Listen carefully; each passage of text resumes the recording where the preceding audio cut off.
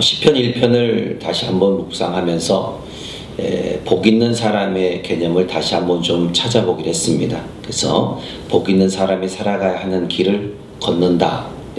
복된 사람의 살았던 그 길을 걷게 되면 나도 복 있는 사람이 되지 않을까. 그 복의 기준의 은혜를 통해서 우리가 어떤 하나님의 사람으로서 자세를 갖추어 나가야 될지를 우리는 오늘 보기를 원합니다. 세상 사람들의 기준으로 삼는 복은 물리적인 복입니다. 그렇다면 그리스도인들의 복은 어떻게 생각하고 있을까? 과연 그리스도인들은 복을 어떤 기준을 갖고 있을까? 안타깝게도 물리적인 복을 보는 이유로 더 많을 가지고 있다는 거예요. 그러니까 영적인 것보다 물리적인 어떤 복을 더 많이 가지고 싶어하는 그런 세상적인 의미를 담고 있는 그 복을 더 추구하고 있다는 사실입니다. 그래서 그리스도인들의 복의 기준이 번영의 복을 찾고 있다는 거예요. 교회 다니면 세상에서 잘 되는 일만 생기기를 바라는 그 마음으로 예배도 드리고 교회도 나오고, 결국 자기의 뜻과 생각대로 잘 되지 않으면 어떤 결과로 끝을 맺냐면은 교회를 떠나가 버리는, 다시는 교회를 찾지 않는 그런 경우도 보게 됩니다. 여러분, 시편 1편의 큰 주제의 말씀은 하나님을 믿는 내가 행복하려면 어떻게 해야 될까입니다. 여러분, 행복하길 원하시죠? 그럼 행복의 기준을 어떻게 삼느냐 이거예요. 세상 기준으로 삼느냐, 아니면 진짜 구원의 기준으로 삼느냐. 여러분, 두 가지 주제가 강력하게 요구되는데, 하나님이 없으면 안 되는 바람, 여러분 믿나요? 하나님이 없으면 안 되는 것, 그리고 하나님과의 바른 관계의 모습, 이 두 가지가 시편 1편에 담겨 있다는 것입니다. 그렇다면 행복하고 복된 인생을 살기 위해서 하나님과 어떻게 바른 관계를 가져야 될까? 1절과 2절에서 시인은 두 가지를 말하고 있습니다. 첫째는 소극적인 부정적인 측면에서 보면은 하지 말아야 한다는 관계, 하지 말아야 하는 관계. 둘째는 적극적이고 긍정적인 측면인데 해야 하는 관계. 너가 이거는 꼭 하지 말아야 돼, 너는 이것은 꼭 해야 돼, 이렇게 말씀을 우리에게 보여주고 있다는 거예요. 여러분, 말씀에서 말하는 복은 세상 것을 많이 얻게 되는 것, 그것을 기준으로 삼지 않습니다.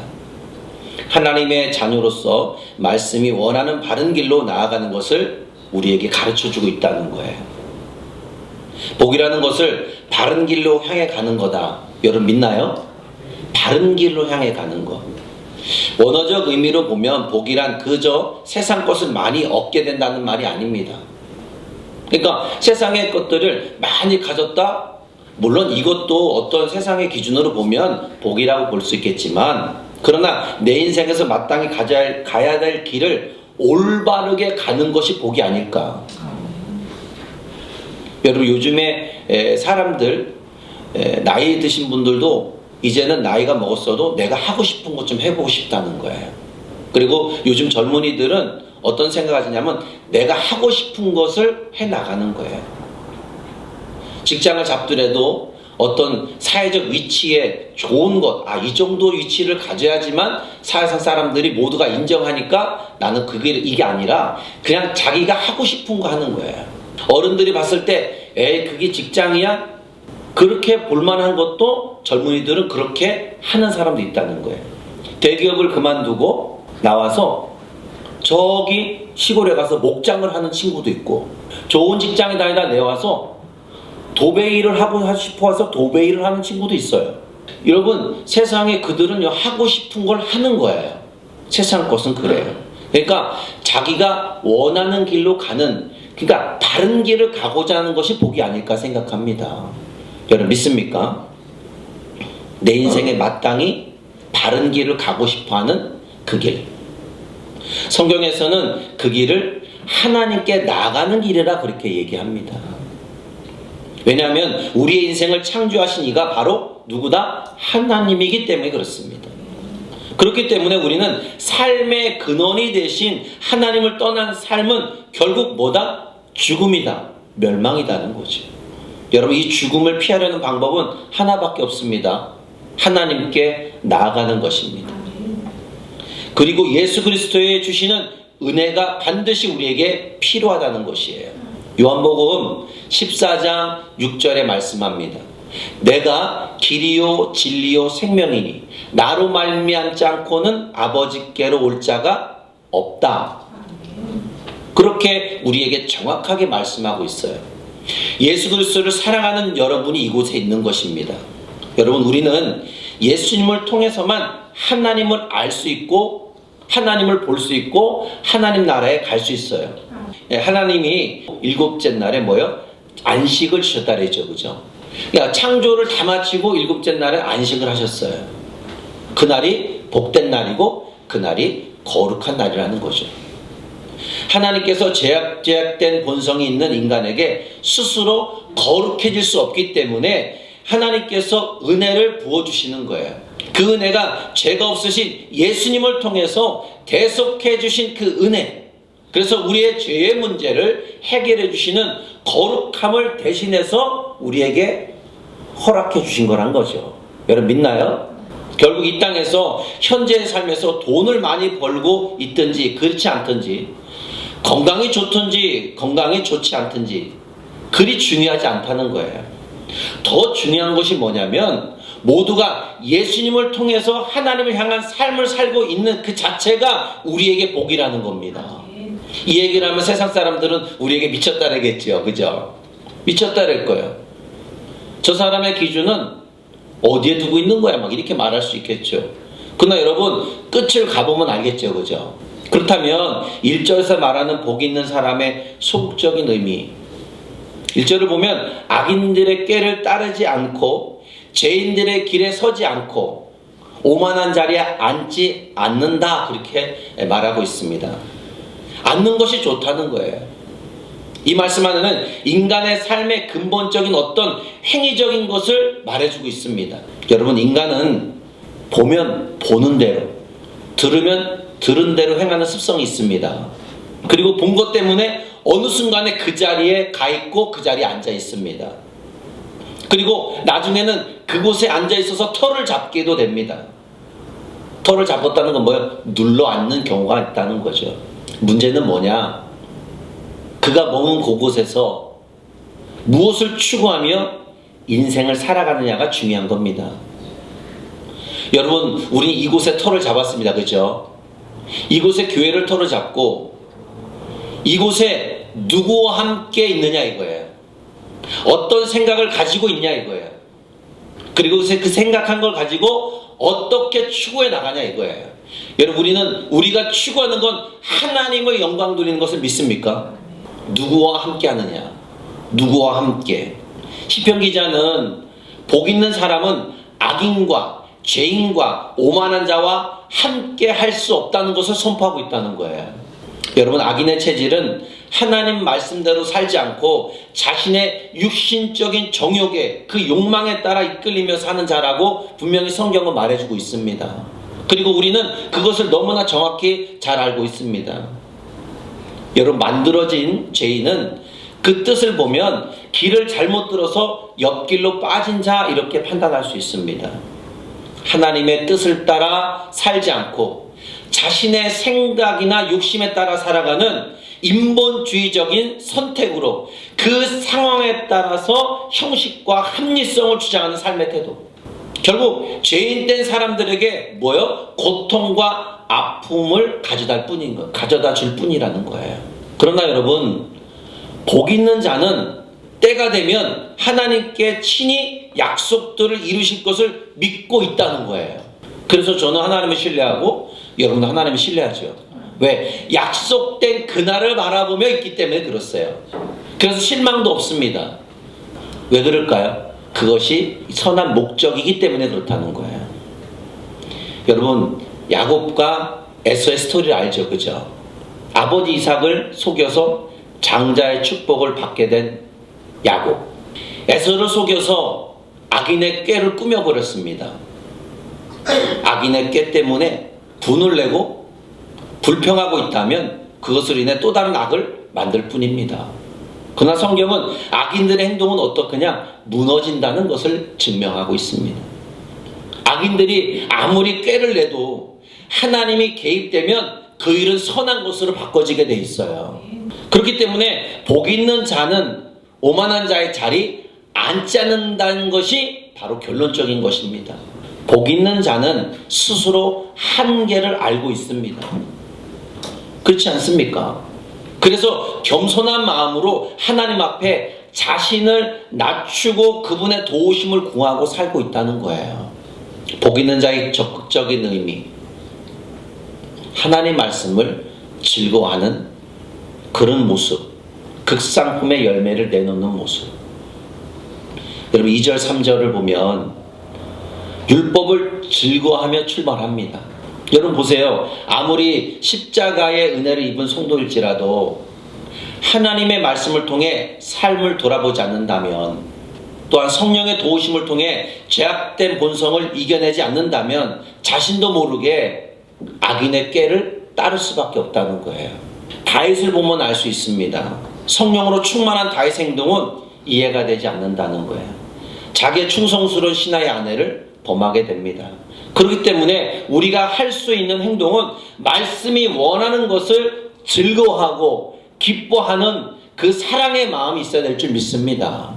하나님의 말씀을 너무 사랑해서 어떻게 하면 그 말씀을 따를 수 있을까? 어떻게 하면 내가 온 마음을 다해서 그 하나님 마음에 내 마음을 쏠려지게 만들 수 있을까?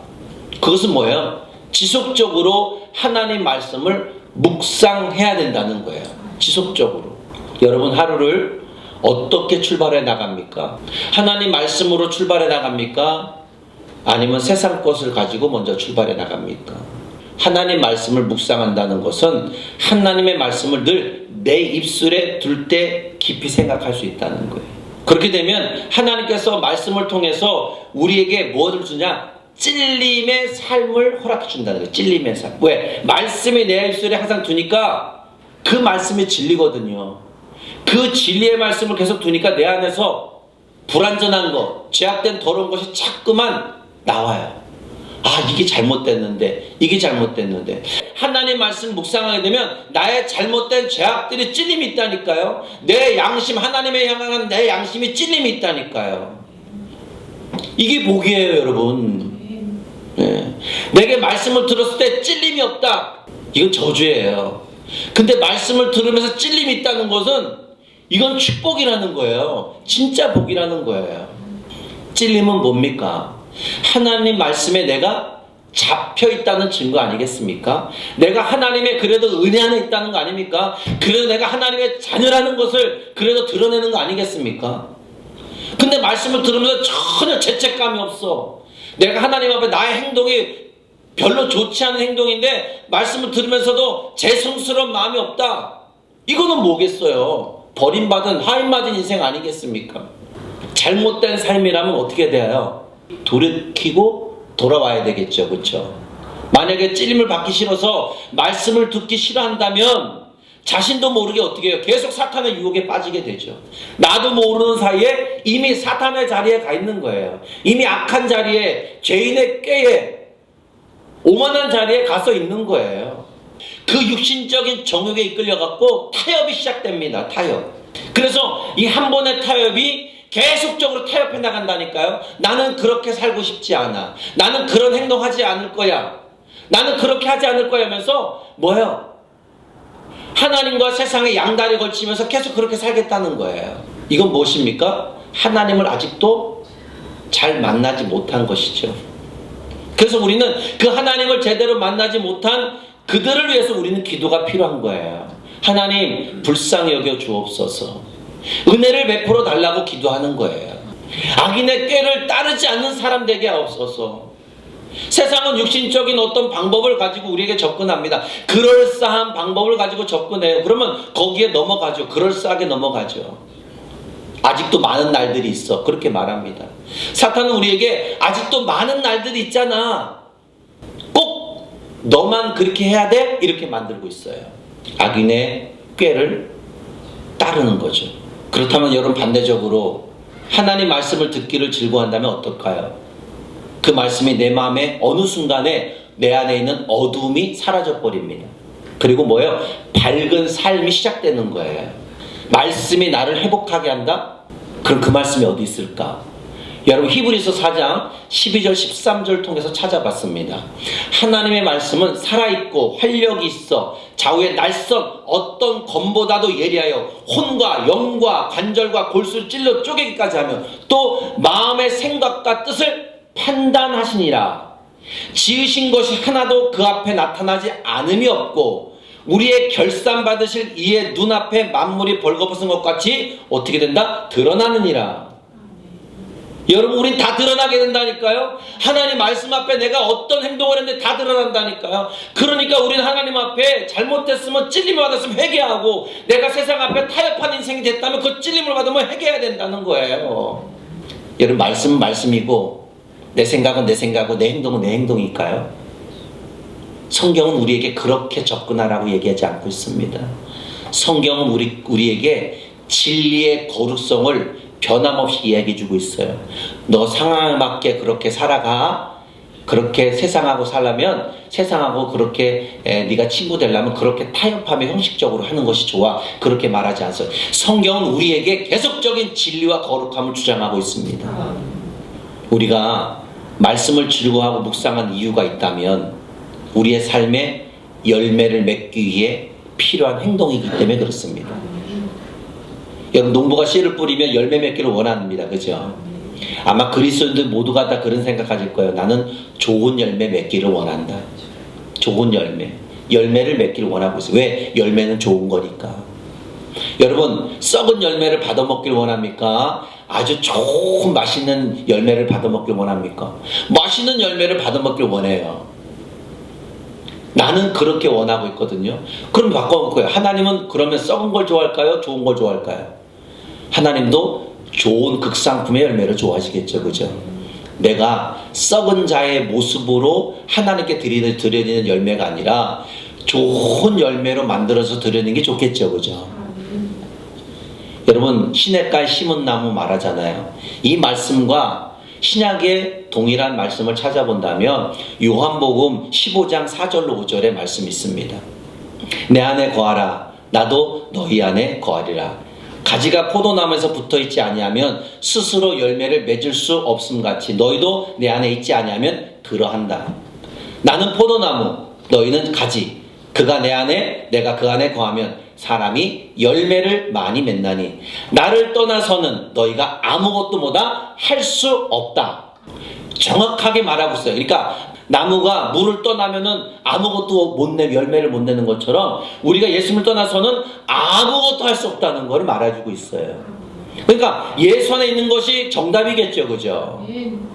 악인의 깨를 쫓는 것이 잘못된 삶인 것을 깨달은다면 그 다음에 발걸음은 열매 맺는 발걸음으로 우리는 희생의 삶을 살아가야 된다는 거예요.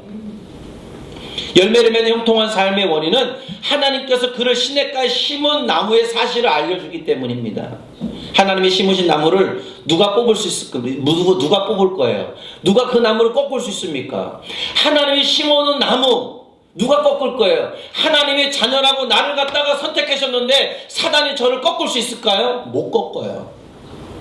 물론 부족해서 좋은 열매를 맺을 수는 없습니다. 그러나 내가 회개하고 다시 한번 주님 앞에 돌아오면 주의 영양분, 주의 그 은혜 속에서 나는 좋은 열매 다시 맺을 수 있다니까요. 하나님이 심은 나무를 세상 어떤 것도 꺾을 수가 없습니다. 시냇가에 심은 나무는 복 있는 사람만이 가지는 특별한 열매의 특권입니다. 여러분 우리만이 하나님께 영광 돌릴 수 있는 특권이 있다니까요. 세상 사람들은 그렇게 못해요. 그런데 우리 하나님의 자녀이기 때문에 우리만 하나님 앞에 드릴 수 있는 특권이 있다니까요. 어느 때든지 그때에 맞는 합당한 그 반응적인 열매를 하나님께 드릴 수 있다니까요. 난 오늘 하나님께 영광 돌리려고 그런 생각 가지지 않았어요. 근데 생활하다 보니까 하나님 말씀대로 움직였더니 이것이 영광이라는 거예요. 난 그렇게 행동하려고 하지 않았는데 상황이 그렇게 돼서 내가 하나님 앞에 그렇게 나갔어요. 그러니까 어떻게 돼요? 영광 돌리는 삶이 돼버린 거예요. 예. 여러분, 고난의 때에도 말씀으로 인내의 과실을 맺을 수 있고, 아픔과 고통이 있는 시기에도 믿음의 과실을 맺을 수 있다니까요. 더 나아가서 이 모든 것을 믿음으로 극복하면 기쁨의 복된 열매를 맺을 수 있다는 거예요. 이것이 복의 형통입니다. 여러분, 복 있는 사람의 형통만은 때때로 일어난 일이 아닙니다. 알지 못하는 매일의 모든 순간순간에 일어나는 일들이 말씀을 의지함으로 합력해서 선으로 이루어 만들어내는 거예요. 하나님이 주시는 형통함은 모든 자녀들의 특권입니다. 여러분, 전 얻을 때 생각이 좀 깊어질 때가 있어요. 여러분도 생각이 깊어질 때가 있을 겁니다. 내가 복의 사람이 맞나? 나 진짜 복 받은 사람이 맞나? 물론 자신을 복 있는 사람으로 생각을 하지만 상황이 전혀 그렇지 않을 때가 있다는 거예요. 너무나 힘들고 아픔, 고통의 시간이 길어지기 때문에 그렇습니다. 상황이 좋아진 것이 속히 회복되고 뭔가 안전 궤도에 들어오고 뭔가 좀 진취적이고 뭔가 좀 이렇게 확실하게 드러난 것이 있다면 이런 생각이 안 갔는데, 점점 시간이 내가 생각했던 것보다 더디 그렇게 움직여지는 모습을 볼 때 내가 진짜 복 있는 사람이 맞는가? 제가 여러분한테 이렇게 말하잖아요. 여러분, 우리 교회는 가면 갈수록 잘 될 것입니다. 우리 가정들은 가면 갈수록 잘 됩니다. 저는 가면 갈수록 잘 될 것입니다. 이렇게 늘 얘기하잖아요. 그죠? 그런데 일의 시간이 계속 길어지면 이게 진짜 내가 잘 되고 있는 건가? 그래서 내가 복 있는 사람이 맞나? 이런 생각이 든다는 거예요. 이럴 때 잠언 14장 15절에 이렇게 말합니다. 어떤 길은 사람이 보기에 바르나 필경 사망의 길이다. 인간적으로 생각하면 그래, 그럴 수 있어 생각하지만 그러나 그것이 옳은 방법이 아니에요. 그것은 사망으로 가는 길일 수도 있다는 얘기예요. 여러분, 믿음 생활이라는 것은 삶에 이루어진 상황을 보고 판단하는 내 생각에 중요하지 않다는 것을 성경을 통해 우리는 보여줍니다. 우리 마음의 믿음의 역할은 빠른 길, 바른 길 구별할 줄 알아야 된다는 거예요. 이것은 믿음으로만 가능하다는 겁니다.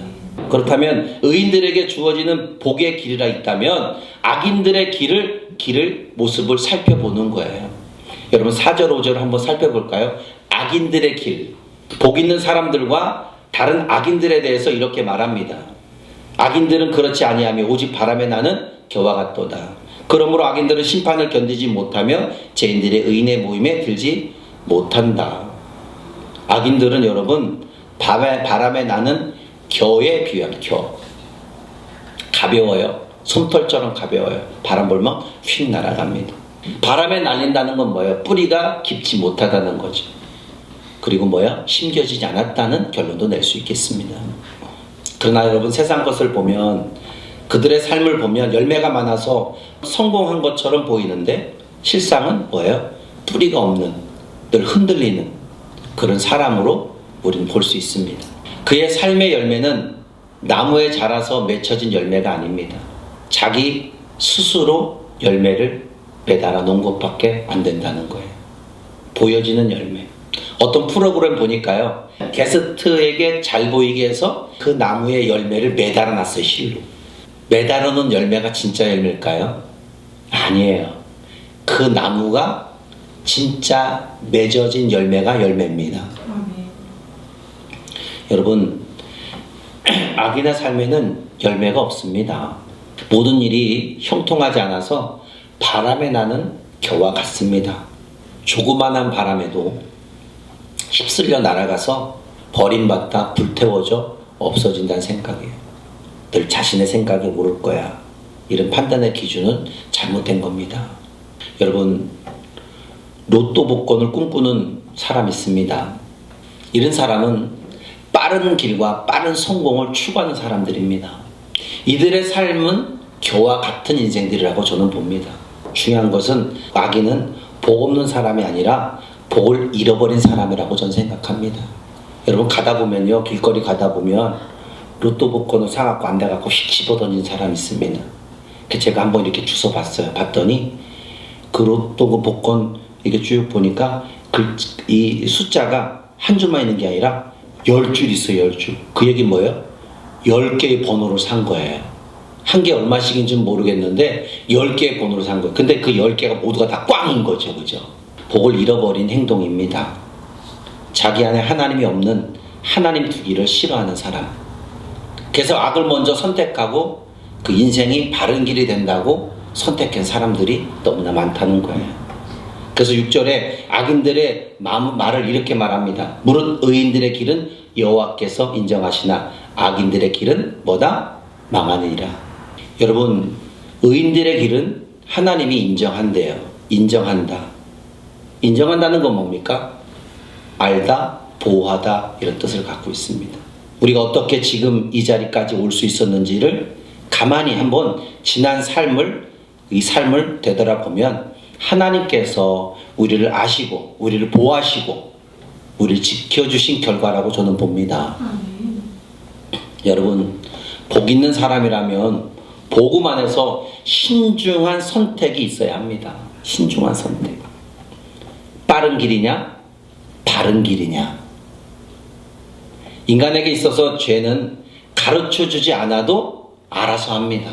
어린아이에게 누가 거짓된 생각을 가르쳐줍니까? 가르쳐주지 않습니다. 젖먹이 어린아이에게 엄마가 넌 오늘부터 내가 죄를 가르치니까 이 죄를 명심하고 너는 죄 질 때 이렇게 짓고 거짓말할 때 이렇게 하는 거야. 그렇게 가르쳐주지 않는다는 거예요. 그런데 이상하게도 가르쳐주지 않았는데도 스스로 죄에 대한 생각을 갖고 스스로 거짓말도 하고 그 거짓말을 통해서 자기를 변호하려고 자기를 지킬 수 있다고 생각합니다.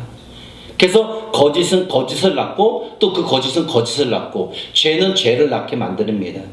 그러나 여러분, 의인의 진실한 삶을 보세요. 어떻게 해야 돼요? 가르쳐야 합니다. 할렐루야. 가르쳐야 합니다. 이스라엘 백성에게 망했어요. 이스라엘 백성이 망했어요. 호세아는 말합니다. 이 백성이 하나님을 아는 지식이 없어 망했다고 말해요. 우리가 하나님을 알지 못한, 하나님 예배를 통해 하나님 말씀을 알지 못하면 우리는 망할 수밖에 없는 존재입니다. 그래서 우리 예배 가운데 하나님 말씀을 가르침을 받고 있습니다. 가르쳐야 바른 길인지 그냥 빠른 길인지 알 수 있다는 거예요. 시편 기자는 의인의 길과 악인의 길이 이렇게 말씀을 통해서 잘 드러내 보이려고 있다는 거예요. 무릇 의인들의 길은 여호와께서 인정하시나 악인들의 길은 망한다. 선택의 길입니다. 하나님이 인정해주는 길과 망하는 길. 여러분, 인생을 살다 보면 추월선으로 선택하여 다른 차를 어떻게 앞질러 가고 싶을 때가 있죠. 저도 그럴 때가 있거든요. 그러나 추월해 갈 때는 항상 주의해야 합니다. 빠른 건지 아니면 내가 지금 바른 선택을 하고 가는 건지. 여러분, 우리는 모든 순간에 선택과 결단을 요구하는 삶을 살아갑니다. 양심을 조금만 속이고 한 번만 눈 감아주면 훨씬 빠르게 갈 수 있는 길이 있다고 그렇게 말하고 있습니다. 그러나 우리가 알아야 할 것은 하나님이 인정하시는 길은 언제나 바른 길이라는 사실. 복 있는 사람은 믿음의 눈을 열어서 그 길을 보고 그 길을 바른 길로 선택하는 사람이 복 있는 사람인 거예요. 여러분 눈에는 누가 복 있는 사람으로 보입니까? 인생의 여정에서 악인의 꾀를 따르지 않고 죄인들의 길에 서지 않고 오만한 자리에 앉지 않은 사람, 그 사람이 누구일까요? 여러분 자신입니까? 아니면 옆에 있는 분입니까? 아니면 세상 사람들입니까? 예수 그리스도 외에 어떤 인간도 시편 2편 1절에서 말하는 복 있는 사람의 기준에 합당한 사람이 있을까요? 저는 인류에 없다고 생각합니다. 오직 예수 그리스도만이 악인의 꾀를 따르지 않고 죄인들의 길에 서지 않고 오만한 자리에 앉지 않았다고 봅니다. 예수님만이. 할렐루야. 아담도 범죄했습니다. 우리도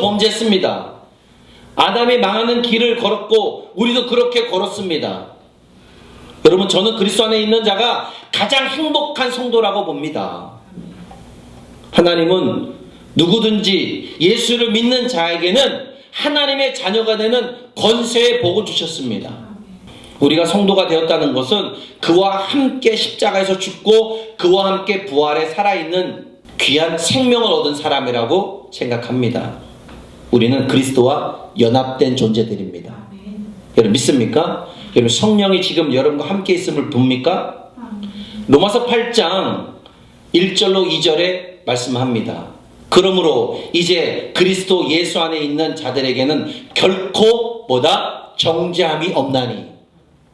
이는 그리스도 예수 안에 있는 생명의 성령의 법이 죄와 사망의 법에서 나를 해방시켰다. 자유하게 해주셨다. 더 이상 너는 죄의 굴레에서 이제 거기서 허덕이고 거기서 아파하고 괴로워하고 실망하고 낙담하고 절망하고 무너지는 자가 아니라 이제 그곳에서 빠져나온 자가 되었다. 누구 때문에? 예수 그리스도 때문에. 이게 복 있는 사람이라는 거예요. 예수와 함께 연합된 사람이 가장 큰 복이라는 거예요. 세상의 물리적인 것을 손에 얻었다고 해서 그것을 복의 기준이 아니라 그분과 나와 연합된 생활. 왜? 그분은 죄인에게 서지 않고 오만한 자리에 앉지 않고 악인의 꾀를 따르지 않았으니까. 그럼 그분의 말씀을 따라 그분과 연합하면 나도 그런 사람이 될 수 있다. 믿죠? 이게 바로 복 있는 사람. 우린 그리스도인입니다. 우린 복 있는 사람입니다. 아멘. 진짜 행복한 사람입니다. 아멘. 그리스도의 의가 내 안에 있습니다. 그 의는 나를 다시 저 천국 갈 때까지 이 생명을 잃어버리지 않고 생명을 찾게 하셨고 그 생명을 영원까지 가져갈 수 있는 그 은혜를 우리에게 주었다는 사실, 이게 우리의 참된 복이고, 오늘 시편 1편에서 말하고자 하는 하나님과의 바램, 하나님과의 관계성의 복을 예수 그리스도 통해서 말해주고 있는 거예요. 시냇가에 심은 나무, 예수 안에 붙어있는 가지, 이것이 여러분 하나의 은혜가 되어서 그분에서 벗어나면 우린 아무것도 할 수 없고, 나무가 어떻게 시냇가에서 벗어나면 열매를 맺을 수 있는 것처럼 오늘 우리는 진짜 복, 그리스도 안에 붙어있고 우리 시냇가에 심겨진 나무라는 사실을 잊지 마시고, 물리적인 복을 찾지 마시고 예수 그리스도와 연합된 복을 찾는 저와 여러분 되기를 주의 이름으로 축복합니다.